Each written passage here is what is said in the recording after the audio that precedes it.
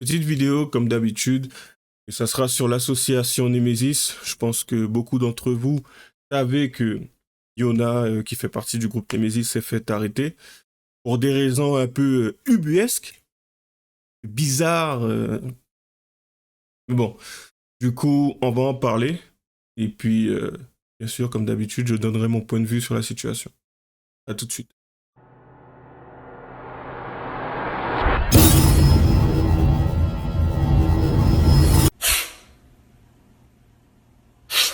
Je sais que j'en demande peut-être beaucoup pour ceux qui regardent la vidéo, mais essayez de ne pas prendre parti, que ça soit pour un camp ou l'autre, que ça soit la maire de Besançon ou voire même le parti Némésis, mais juste de voir si chacun, que ça soit les forces de l'ordre, enfin, du coup la maire de Besançon et le groupe Némésis, est-ce qu'ils restent justement de leurs prérogatives?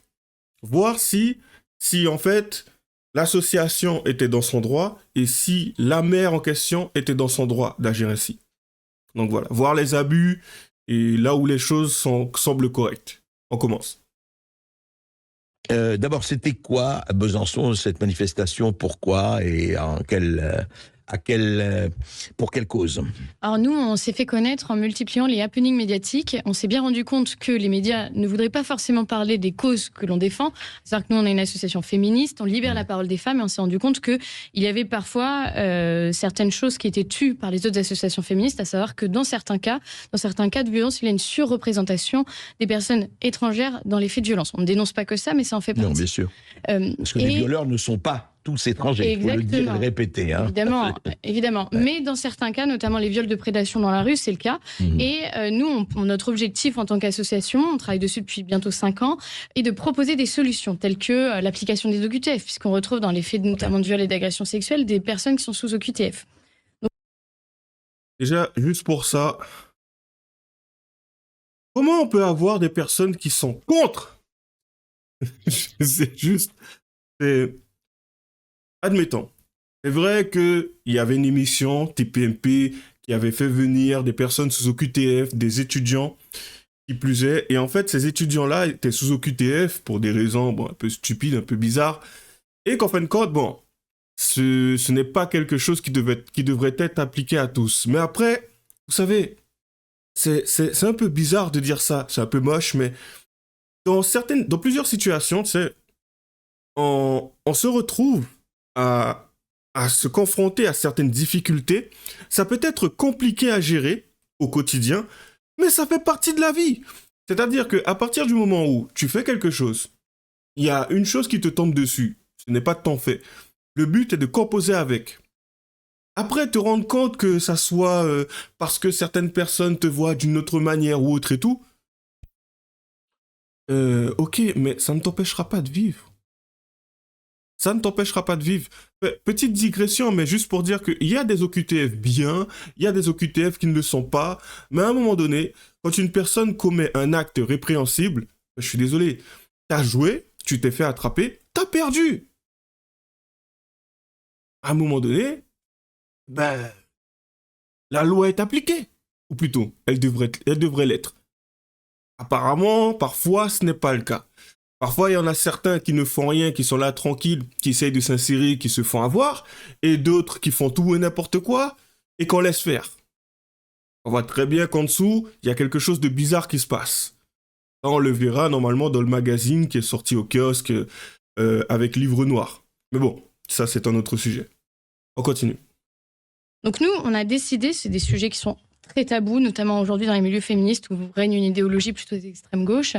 On a décidé, nous, de faire parler ces causes-là, de porter la voix de ces femmes-là et de se rendre à tout événement possible et imaginable, que ce soit au niveau local ou au niveau national. Dès qu'il y a un événement, une fête, un carnaval, quoi que ce soit, vous vous joignez. Vous l'avez fait pour des manifestations féministes à Paris, on le sait, on en a parlé. À la Grande Bradée de Lille en septembre. Voilà. Bon, là, on est un peu les troubles fêtes, certes, je l'entends, mais il y a une telle urgence et une telle lâcheté aussi des pouvoirs publics de pouvoir mettre en place de réelles solutions que nous, on a vraiment cette urgence qui nous motive à être présente partout. Et donc, notre antenne locale de Besançon a décidé, lors du carnaval de samedi, d'intervenir de façon très pacifique toujours. D'abord avec une banderole qui a été accrochée sur le chemin du du À trajet du l'hôtel de carnaval. ville, non, près de l'hôtel de ville. Pas très loin de l'hôtel C'est de ça, ville. oui. Qui mettait en avant le fait que 46 femmes auraient pu être épargnées si les OQTF avaient été appliqués. 46 femmes, c'est un chiffre que l'on a trouvé en comptabilisant tous les faits divers qui ont donné lieu à une condamnation. Je pense que ce En chiffre, 2023. en 2023, ce chiffre est largement sous la réalité. Mais en tout cas, Je le pense aussi. Clairement, je le pense aussi. Mais bon, vous savez, entre les personnes qui sont arrêtées, ceux qui ont été, ceux qui sont découverts, ceux qu'on a attrapés, il y a un monde, il y a un fossé qui sépare. Mais en soi, ce qu'elle semble faire est cohérent. Et je vois pas pourquoi il y a des personnes qui s'acharnent. Bon après, oui, bien sûr, je mens. Oui, bien sûr que je sais pourquoi. C'est qu'on a en face des personnes un peu qui ont une vision un peu subjective de la chose et qui ont tendance, lorsqu'on tape sur certains, à estimer que cela est quelque chose qui ne devrait pas se faire. Il y a une espèce je crois que ça s'appelle totalitarisme ou autoritarisme, j'en sais rien.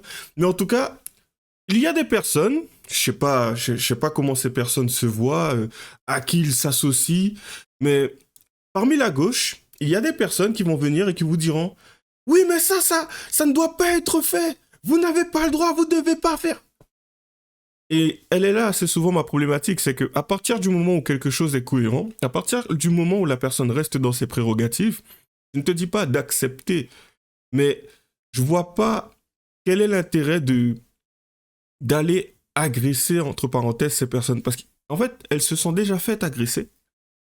Et tu le vois justement, la réponse de ces personnes. Et quand tu vois la réponse de ces personnes, ça te donne une idée, justement, de quel type de public il y a dans ces associations. Elles sont beaucoup plus malines.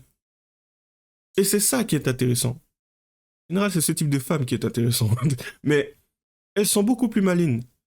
Et ce qui me frustre un peu, j'avoue, c'est parmi des personnes qui se retrouvent dans des associations un peu gauchistes ou autres, voire même parmi le public, parce que le public en soi, hein, pour beaucoup, ils sont un peu hypocrites. Ils pensent certaines choses, mais lorsqu'il y a le plus grand nombre de personnes réunies, en général, ils essayent de former une seule voix. Quand bien même, au fond, leurs idées vont à l'encontre de ce qui se fait ou de ce qui se passe. Mais bon, c'est un autre sujet. Mais je trouve ça quand même dramatique. C'est dramatique. Pour moi, effectivement, je pense que, comme elle le dit, il y a une urgence. Après, elle est sur un versant de la problématique, et c'est intéressant. Sa voix monte de plus en plus, ça c'est bien. Mais je pense que, d'une certaine manière, nous les hommes, concrètement, on devrait aussi se lever pour l'autre versant, en fait. Et ça, ce n'est pas quelque chose qui se fait, ou peut-être que je suis pas dans les bons groupes. Je sais pas. À voir. Bon, enfin, on continue. En tout cas, nous, on a ce chiffre-là. Et ensuite, deux de nos militantes ont remonté le carnaval en défilant, finalement, comme les autres, mais avec des pancartes. L'une était « Libérez-nous de l'immigration » quand ça se passe mal, évidemment, par rapport à l'histoire des OQTF. Et l'autre était « Les violeurs étrangers, expulsion des violeurs étrangers ». C'est une demande que l'on fait. Attention, quand je dis expulsion des violeurs étrangers, on ne dit pas tous les étrangers sont des violeurs, on dit qu'on veut expulser les violeurs. Il faut quand même faire attention à ça, hein, c'est la moindre des choses. Tout à fait. Ouais, je trouve ça quand même encore dramatique qu'on ait besoin de le spécifier. C'est pas. Après, oui. Et il y a forcément des personnes qui feront un lien assez basique du « Ah, tu as parlé des étrangers, donc tous les étrangers sont. » Ouais, bon. Ah, tu as parlé donc tout. Ok, tu fais ton raccourci, tu poses pas de questions, tu ne t'intéresses pas à un moment donné. Faut pas chercher systématiquement. Comment dire? Faut pas chercher systématiquement un discours méchant, si je puis dire, mais plus essayer d'aller en profondeur. Après. C'est vrai que les mots ont de l'importance. Il faut quand même faire attention à ce que l'on dit, puisque ça peut être sujet à interprétation. Mais la problématique est que il y a énormément de discours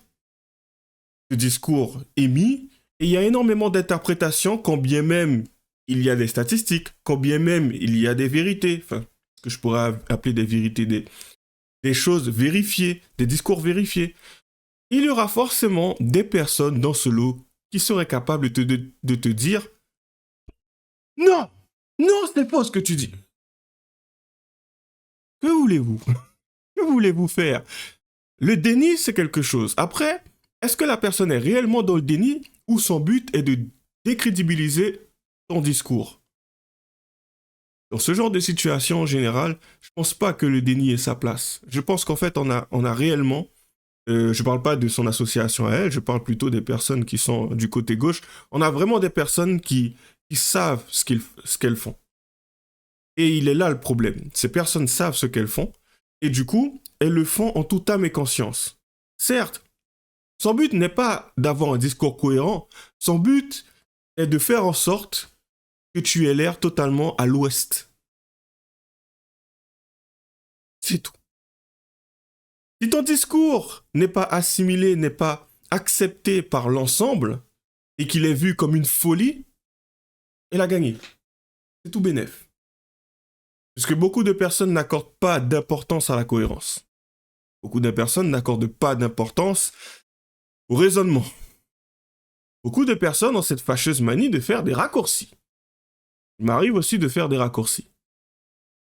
Le but étant d'être capable de rester ouvert et après de se remettre en question. Ça, c'est quelque chose que l'on voit rarement. On l'entend assez souvent, mais on le voit rarement. On continue. Je parle un peu trop, comme à mon habitude. Alors, deuxième vidéo. Cette fois-ci avec Yona. Alors, on est d'accord. Alors, c'est intéressant parce qu'on va en parler avec la personne qui tenait cette pancarte, Yona. Bonjour, Yona. Bonjour. Bonjour. Vous êtes Zenou, vous avez 19 ans, vous êtes l'antenne de Besançon.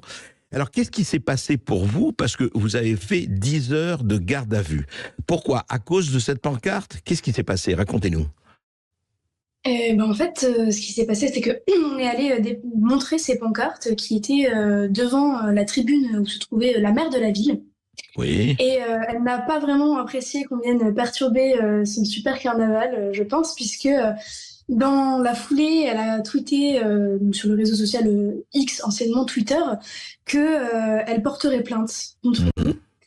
Pour la ville, donc en gros la maire ELV de Besançon, Anne Vigneault, c'est bien ça, qui d'ailleurs qu'on va recevoir demain probablement, enfin elle a évidemment le droit de réponse, tout à fait. Alors qu'est-ce qui s'est passé? Donc elle n'a pas apprécié, elle a posté un tweet, c'est ça? Oui, c'est ça. Donc elle a dit qu'elle porterait plainte. Elle a fait aussi une conférence de presse donc le lendemain, donc c'est-à-dire le 8 avril. Oui. Et nous, on a vu dans plusieurs articles de presse que ça s'officialisait vraiment. On n'avait pas vraiment peur de cette plainte initialement parce que ça ne tenait pas vraiment. C'était incitation à la haine, il me semble. Et pour nous, ce n'en était pas, donc on ne s'inquiétait pas vraiment. Mais on a vu que le procureur avait officialisé la plainte, enfin qu'il y avait vraiment, que le procureur était rentré dans le jeu. Désolé, je l'interromps. Incitation à la haine.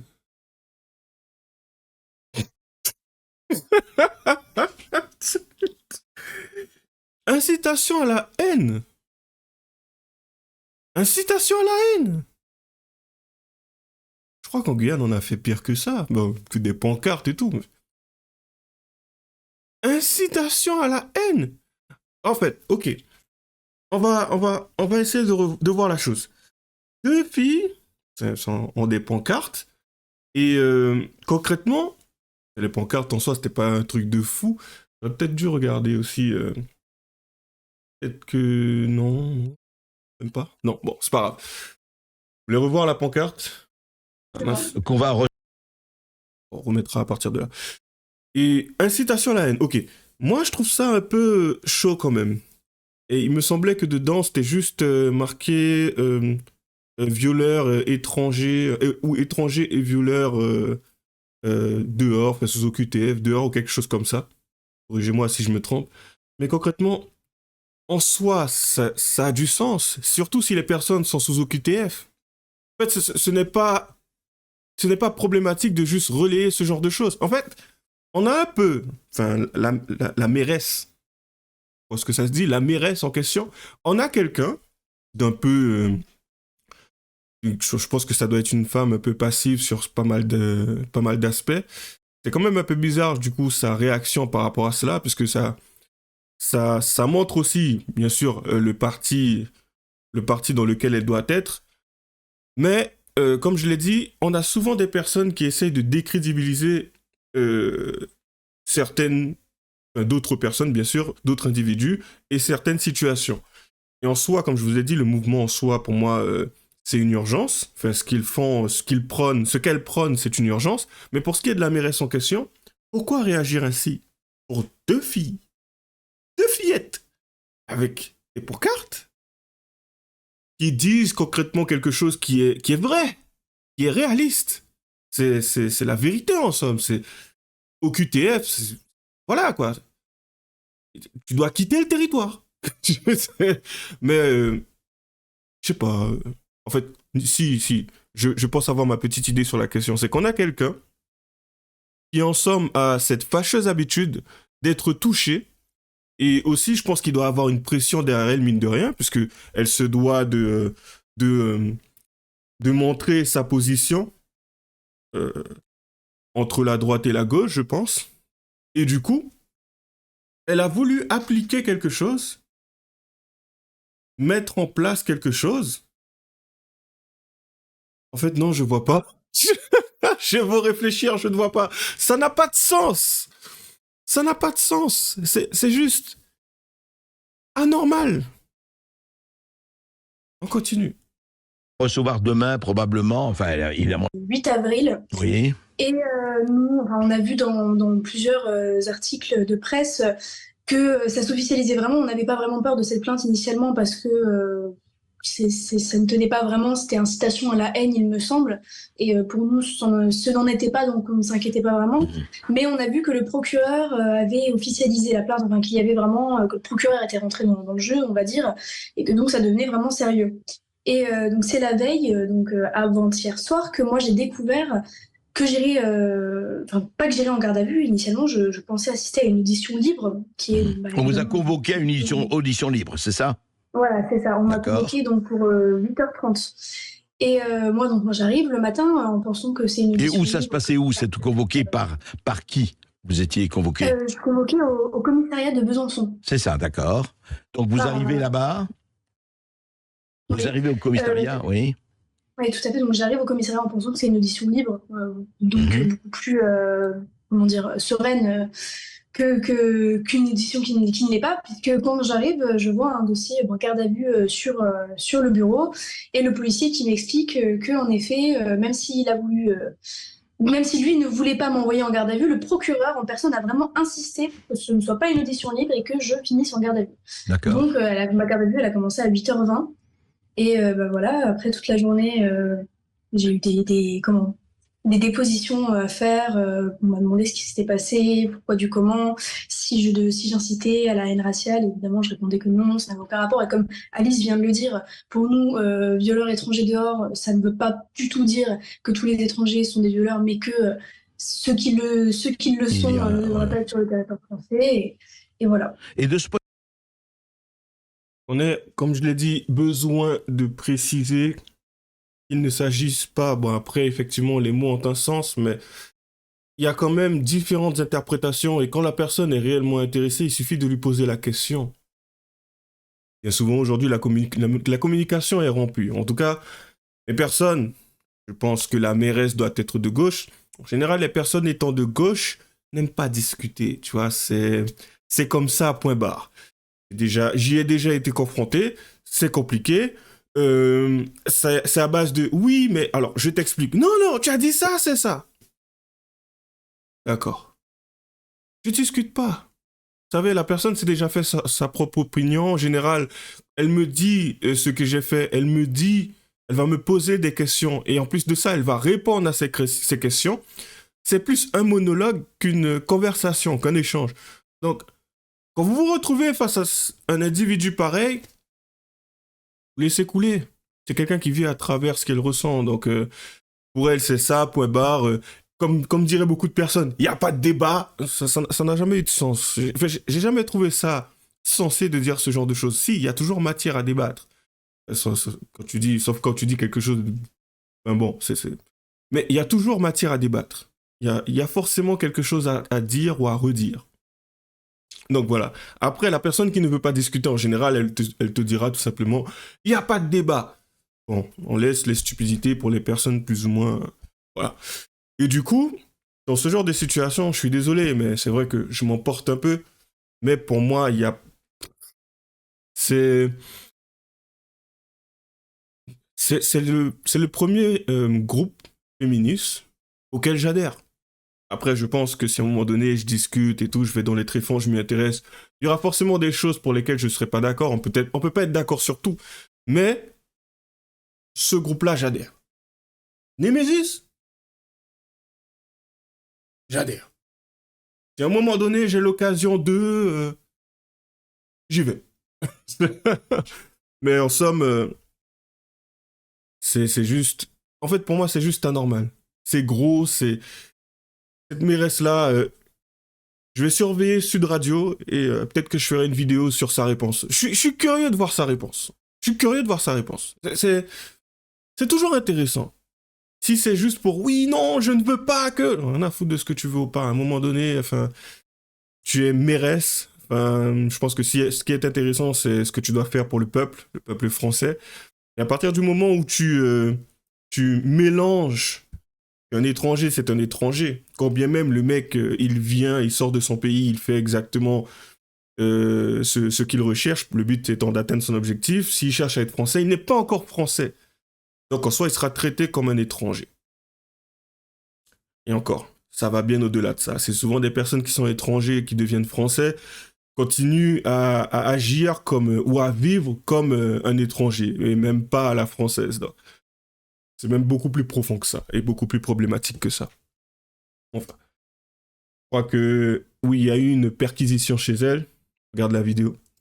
Les amis, c'est encore plus lunaire que ce qu'on pouvait imaginer. Donc là, actuellement, le domicile de Yona, elle vit chez son père, est en train de se faire perquisitionner. Il y a des violeurs qui ont moins que ça. Je suis, mais hallucinée. Enfin, on est dans un état de droit. On est où, là? On parle de 3 pancartes, quand même. 3 pancartes au carnaval.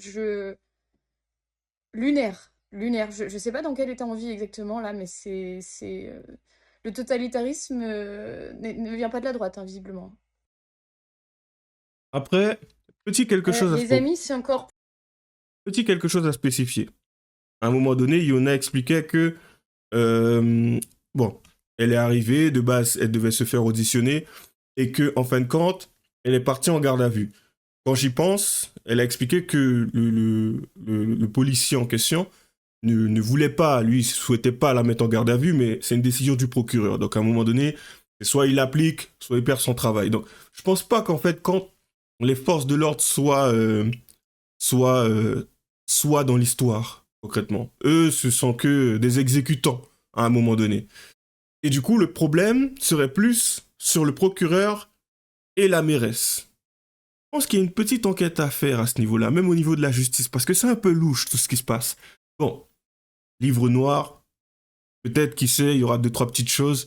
Après, c'est un peu compliqué hein, de s'infiltrer à ce qui touche, je pense, à la justice, mais c'est juste bizarre. Ça, mine de rien, ce qui leur est arrivé, c'est intéressant parce que ça révèle certaines choses. C'est qu'on voit le pouvoir, mine de rien, de la mairesse. Mais quand on voit que certaines villes sont gangrénées par tout ce qui touche justement à... C'est dramatique, mais tout ce qui touche à la drogue et ce genre de choses, on se dit, mais ok, on voit une mairesse, on voit des maires, même ce qui s'était passé avec Dieudonné, on voit des personnalités publiques, pour certains, avoir un certain pouvoir. Et par moments, agir comme si ce n'était pas le cas. Donc, est-ce qu'en fin de compte, ils peuvent faire quelque chose ou ils ne peuvent pas? Est-ce qu'ils sont limités par leurs moyens ou pas? Parce que quand c'est pour arrêter 2 petites filles avec 2 pancartes, après je dis petite, je sais même pas, elle m'a l'air mineure, peut-être qu'elle est majeure, bref. Quand c'est pour arrêter 2 jeunes filles avec une pancarte, quand c'est pour le reste et tout, on va attendre que Gérald Darmanin y passe. Il y a une histoire de place nette. À voir. Enfin, du coup, ben voilà, la vidéo se termine. Lâchez vos commentaires, les j'aime pas. Et puis bien sûr, le lien sera dans la description. À la prochaine.